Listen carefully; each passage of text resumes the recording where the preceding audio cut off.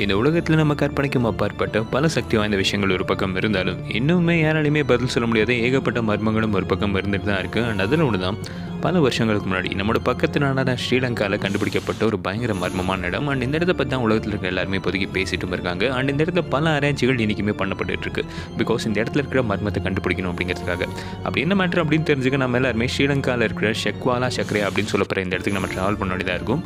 And இந்த இடத்துல தான் பல மர்மங்கள் இருக்குது அப்படின்னு சொல்லப்படுது. இது இன்னும் கொஞ்சம் புரியுற மாதிரி சொன்னோம்னா, நிறைய ஹாலிவுட் படம் பார்த்து வளர்ந்து நமக்கு பொதுவாக ஸ்டார் கேட்ஸ் அப்படின்னாலே நல்லாவே தெரியும்.